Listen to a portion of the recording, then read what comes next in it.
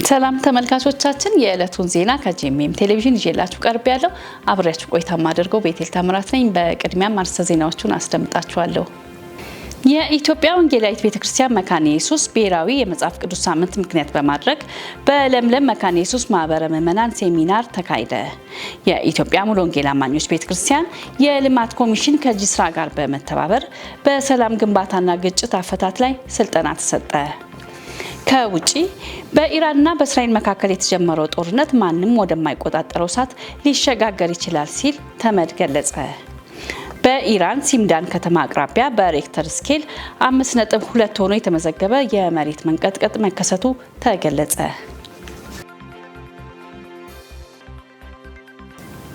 ወደ ዝርዝር ዜናዎች አለፍኩኝ። የኢትዮጵያ ወንጌላዊት ቤተክርስቲያን መካነ ኢየሱስ ብሔራዊ የመጽሐፍ ቅዱስ ሳምንት የቢሾፍቱ ልዩ ክብረ በዓልን ምክንያት በማድረግ በለምለም መካነ ኢየሱስ ማህበረ ምዕመናን ሴሚናር ተካሄደ። በሴሚናሩ ከቢሾፍቱ ከተማና ከአካባቢው ማህበረ ምዕመናን የመጡ አገልጋዮች የተካፈሉ ሲሆን በቤተክርስቲያኒቱ የሚስዮንና ቴዎሎጂ መምሪያ ዳይሬክተር በቄስ ዶክተር ለሊሳ ጥናታዊ ጽሑፍ ቀርበዋል። በስፍራውም የቤተክርስቲያን ፕሬዝዳንት ቄስ ዶክተር ዮናስ ሲገዙ ተገኝተው ለምዕመናን መልእክት አስተላልፈዋል። የእግዚአብሔርን ቃል በማቅረብ የቤተክርስቲያኒቱ አገልጋይ ቄስ ዶክተር ገለታ ሴሚሶ አገልግለዋል። መረጃው ከቤተክርስቲያኒቱ ገጽ ላይ አግኝተነዋል። የኢትዮጵያ ሙሉ ወንጌል አማኞች ቤተክርስቲያን የልማት ኮሚሽን ከጂስራ ጋር በመተባበር በሰላም ግንባታና ግጭት አፈታት ላይ ስልጠና ተሰጠ። የኢትዮጵያ ሙሉ ወንጌል አማኞች ቤተክርስቲያን የልማት ኮሚሽን ከጂስራ ጋር በመተባበር ከተለያዩ ቤተ እምነቶችና ከሚመለከታቸው ሴክተር መስሪያ ቤት ለተውጣጡ 30 ወጣቶችና 22 የእምነት አባቶች ስልጠና ሰጥተዋል። ሰኔ 10 2017 ዓ.ም በዶሽ ኢንተርናሽናል ሆቴል በተሰጠው በዚህ ስልጠና የግጭት ቅድመ መከላከል ወይንም አርሊ ዋርኒንግ ሲስተም ኢን ኮንፍሊክት ሪቬንሽንስ በሚል ርዕስ ስልጠናው ተካሂዷል። የኢትዮጵያ ሙሉ ወንጌል አማኞች ቤተክርስቲያን የልማት ኮሚሽን የሰላም ፕሮጀክቶች አስተባባሪ በሆኑት በአቶ ስለሺ መርጋና የአዳማ ከተማ ልማት ኮሚሽን ስራ አስኪያጅ አቶ ኢዮብ ውብሸት ስልጠናውን ሰጥተዋል። ተሳታፊዎቹ በስልጠናው ላይ አዎንታዊ አስተያየቶችን በመስጠት በማህበረሰባቸው ውስጥ ያለውን አግባብና ተግባራዊነት አጉልተው አሳይተዋል። የኢትዮጵያ ሙሉ ወንጌል አማኞች ቤተክርስቲያን ልማት ኮሚሽን ላለፉት 3 ዓመታት ከሰላም ሚኒስቴር ጋር በመተባበር በተለያዩ የሃይማኖት ተቋማት መካከል በሰላም አብሮ የመኖርና መግባባትን በማስፈን በርካታ ስልጠናዎችን በግጭት አፈታትና ሰላም ግንባታ ዙሪያ በሁሉም ክልሎች እየሰራች እንደምትገኝ ተገልጿል። በኢትዮጵያ ሙሉ ወንጌል አማኞች ቤተክርስቲያን የደቡብ ምስራቅ አዲስ አበባና አካባቢው ክልል የሚገኙ ወጣቶች የጋራ የአንድነት መርሃ ግብር ተደረገ። በኮዬ ፈጬ አካባቢ የሚገኙ 5 አጥቢያ ቤተክርስቲያናትና አንድ አዳጊ ቤተክርስቲያን ወጣቶች አገልግሎት በመሆን ሰኔ 8 2017 ዓ.ም የትውቅ ጸጋን የመከፋፈልና የአንድነት ፕሮግራም አድርገዋል። በፕሮግራሙ ላይ ከኮዬ ወዴሳ አጥቢያ፣ ከኮዬ አጥቢያ፣ ከኮዬ ፈጬ አጥቢያ፣ ከኮዬ 18 ወይንም ኢላላ ፈርዳ አጥቢያና ከኮዬ ፋንታ አዳጊ ቤተክርስቲያን ከ300 በላይ ወጣቶች ተገኝተዋል። የአንድነት ፕሮግራም መሪ ቃል ፈዋሹ ቁስለኛ በሚል የተዘጋጀ ሲሆን ዝማሬዎችና ግጥሞች ቀርበው የእግዚአብሔርን ቃል ከአንደኛ ጴጥሮስ ምዕራፍ 2 ከቁጥር 24 እስከ 25 ላይ ተነቧል። በመጨረሻም ለፕሮግራሙ መሳካት አስተዋጽኦ ያደረጉትን የክልሉን ፕሬዝዳንት መጋቢ ፋሲል ተክሉ፣ የክልሉን የወጣት አገልግሎት መሪ የሆኑትን መጋቢ ኤልያስ ያየለና የክላስተር አስተባባሪዎችን፣ ወጣቶቻቸውን የላኩትን የአጥቢያ መሪዎችን፣ የማምለኪያ ስፍራውን ለአገልግሎት የፈቀዱትን የኮዬ ፈጬ አጥቢያ መሪዎችን በማመስገንና በመጸለይ ተጠናቋል። የፕሮግራሙ አስተባባሪ ከሆነው የደቡብ ምስራቅ አዲስ አበባና አካባቢው ክልል የወጣቶች አገልግሎት የተገኘው መረጃ እንደሚያስረዳው እንደዚህ አይነት የአንድነት ፕሮግራሞች አገልግሎቱ በስፋት ከሚንቀሳቀስባቸው አገልግሎቶች አንዱ ሲሆን በቀጣይም በሌሎች ክላስተሮች ተመሳሳይ ፕሮግራሞች እንደሚደረጉ ታውቋል። በፕሮግራሙ ላይ የተሳተፉ ወጣቶች የመተዋወቅና ልምድን የመለዋወጥ እድል እንደሰጣቸው ገልጸዋል። መረጃው ከቤተክርስቲያን ገጽ ነው። ኤሌክትሪክ ተቋርጦ የሚቆይበትን ሰዓት ቀድሞ ከነበረበት 365 ሰዓት ወደ 152 ለማድረስ እየተሰራ ይገኛል ተባለ። የኤሌክትሪክ ኃይል ተቋርጦ የሚቆይበትን ሰዓት በ2012 ዓ.ም ከነበረው 365 ሰዓት በ2017 ወደ 152 ለማድረስ ታቅዶ እየተሰራ እንደሚገኝ የኢትዮጵያ ኤሌክትሪክ አገልግሎት አስታውቋል። በአገልግሎቱ የኮሚሽን ስራ አስፈጻሚ የሆኑት አቶ አንዋር አብራር እንደተናገሩት በሴክተሩ ከሚታዩ ዋነኛ ችግሮች መካከል የኤሌክትሪክ መቋረጥ ነው። በአሁኑ ወቅት አገልግሎቱ ለዜጎች የኤሌክትሪክ አገልግሎቱን በአግባቡ ተደራሽ ለማድረግ ይህን ችግር ሙሉ ለሙሉ ለመቅረፍ እየሰራ ይገኛል ብለዋል። ለኃይል መቋረጥ ፈጣን ምላሽ ለመስጠት የሚያስችሉ ቴክኖሎጂዎች ጥቅም ላይ እየዋሉ እንደሚገኙ የተገለጸ ሲሆን ኃይል ተቋርጦ የሚቆይበትን ሰዓት ለመቀነስ ተቋሙ የአቅም ማሳደግና መልሶ ግንባታ ፕሮጀክቶችን በስፋት እያከናወነ እንደሚገኝ ተመላክቷል። በሐዋሳ፣ በአዳማ፣ በድሬዳዋ፣ በመቀሌ፣ በደሴ፣ ባህር ዳርና ጅማ ከተሞች የኃይል መቆጣጠሪያ ማዕከል ግንባታ ተጠናቆ አገልግሎት እየሰጠ ይገኛልም ተብሏል። በዚህም ኃይል ጠፍቶ እንዳይቆይ የመስመሮችን ጤንነት ከአንድ ማዕከል ለመከታተል ትልቅ ሚና እንዳለው ተገልጿል። መረጃው የዳጉ ጆርናል ነው።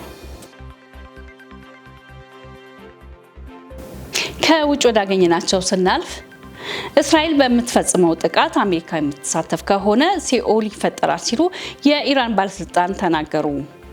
እስራኤል በኢራን ላይ በምትፈጽመው ጥቃት አሜሪካ እጇን የምታስገባ ከሆነ በአጠቃላይ በቀጠናው ገሃነም እንደሚፈጠር የኢራን ምክትል የውጭ ጉዳይ ሚኒስትር ለቢቢሲ ተናገሩ።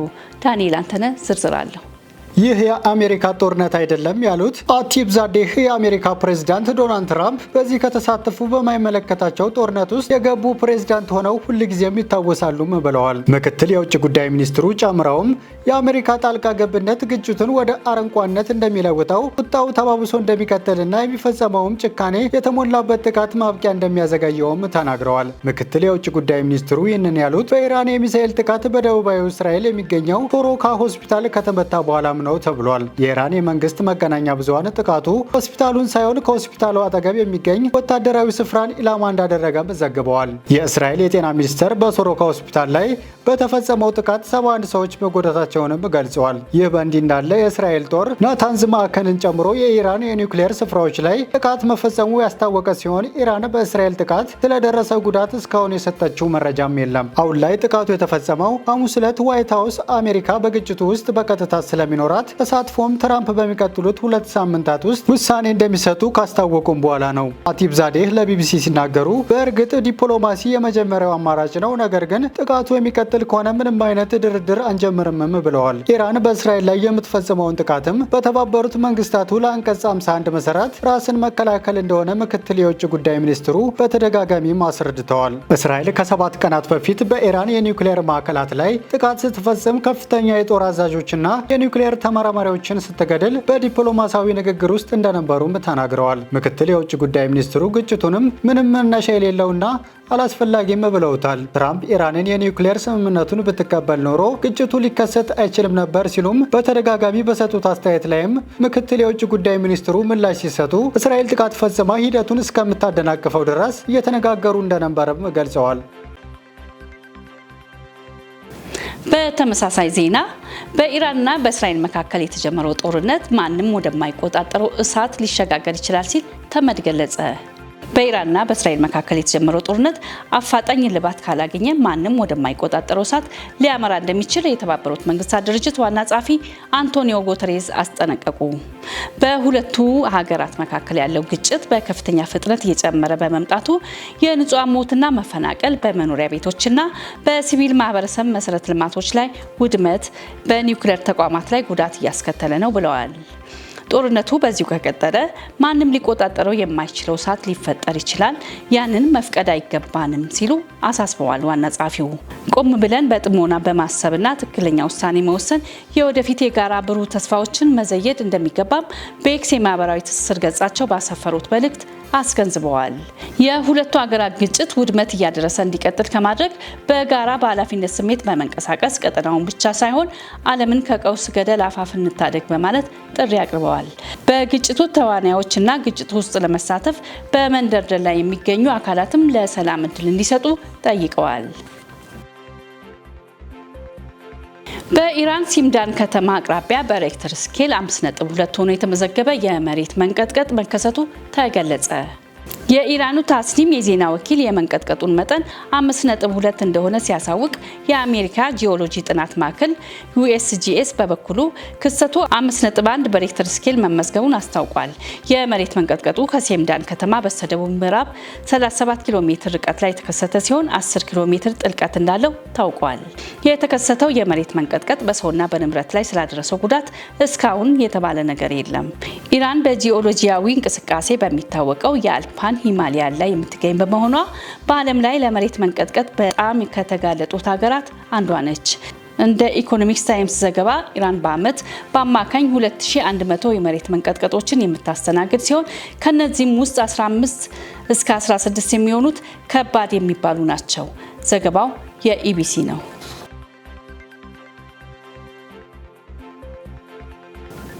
በመጨረሻም ቄስ ፍራንክሊን ግራሃም እድሉን ካገኙ ከሩሲያው ፕሬዝዳንት ከቭላዲሚር ፑቲን ጋር መጸለይ እንደሚፈልጉ ተናገሩ።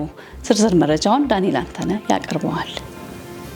የቢሊ ግራም የወንጌላውያን ማህበርና ሳማሪታን ፐርስ ፕሬዝዳንትና ዋና ስራ አስፈጻሚ የሆኑት ወንጌላዊ ፍራንክሊን ግራም ለንደንን በጎበኙበት ወቅት ለፕሪሚየር ሲናገሩ በቅርቡ ከዩክሬን ፕሬዝዳንት ቮሎዲሚር ዘለንስኪ ጋር በግንቦት ወር በአውሮፓ የወንጌል ስርጭት እንዳደረጉ በመግለጽ ከፑቲን ጋር ከመጸለይ ወደ ኋላ እንደማይሉም አስታውቀዋል። የ72 ዓመቱ ግራም በፍጹም እምነት ጸሎት ለማድረግ ዝግጁነታቸውን የገለጹም ሲሆን ከዚህ ቀደም ከፑቲን ጋር መገናኘታቸውን በመግለጽ መሪዎች የእግዚአብሔር መመሪያና ጥበብ ያስፈልጋቸዋልም ብለዋል። አክለውም ይህ ከኢራንና ከእስራኤል ጋር የተያያዘ ጦርነት በጣም አሳሳቢ ነው፣ እናም ወደ ትልቅ ነገር ሊሸጋገር ይችላል፣ ለዚህም መጸለይ ይገባል ያሉም ሲሆን በቃለ ምልልስ ወቅቱም ከዋይት ሀውስ ጋር ስላለው ግንኙነት ሲጠየቅ ግራም ከፓርቲ ወገንተኝነት ውጭ ሆኖ ለመቀጠል እንደሚፈልጉም አስታውቀዋል። ከዚሁ ጋር ተያይዞም ለትራምፕ አስተዳደር ወይም ለማናቸውም የፖለቲካ አስተዳደር እንደምሰራ መታየት አልፈልግም ሲሉም ተናግረዋል። ግራም ከፕሬዝዳንት ትራምፕ ጋር አዘውትሮ እንደማይገናኝ ነገር ግን ለእሳቸውና ለሌሎች መሪዎች እንደሚጸልይም ተናግረዋል። ይህ የሞራል ጉዳይ ነው። ህይወትን እናከብራለን፣ ህይወትን እንጠብቃለን። ክርስቲያኖች ለሰዎች ህይወት እንዲሁም ለፖለቲከኞች ትክክለኛውን ነገር እንዲያደርጉ አምላክ ልባቸውን እንዲማርክ በጸሎት መቆም አለባቸው ብዬ አስባለሁ በማለትም ገልጸዋል። ዘገባው የክርስቲያን ፕሪሚየር ነው። ተመልካቾቻችን የዕለቱን ዜናዎች ከማብቃቴ በፊት አርዕስተ ዜናዎቹን ላስታውሳችሁ። የኢትዮጵያ ወንጌላዊት ቤተክርስቲያን መካነ ኢየሱስ ብሔራዊ የመጽሐፍ ቅዱስ ሳምንት ምክንያት በማድረግ በለምለም መካነ ኢየሱስ ማህበረ ምዕመናን ሴሚናር ተካሄደ። የኢትዮጵያ ሙሉ ወንጌል አማኞች ቤተክርስቲያን የልማት ኮሚሽን ከጂስራ ጋር በመተባበር በሰላም ግንባታና ግጭት አፈታት ላይ ስልጠና ተሰጠ። ከውጪ በኢራንና በእስራኤል መካከል የተጀመረው ጦርነት ማንም ወደማይቆጣጠረው እሳት ሊሸጋገር ይችላል ሲል ተመድ ገለጸ። በኢራን ሲምዳን ከተማ አቅራቢያ በሬክተር ስኬል 5.2 ሆኖ የተመዘገበ የመሬት መንቀጥቀጥ መከሰቱ ተገለጸ።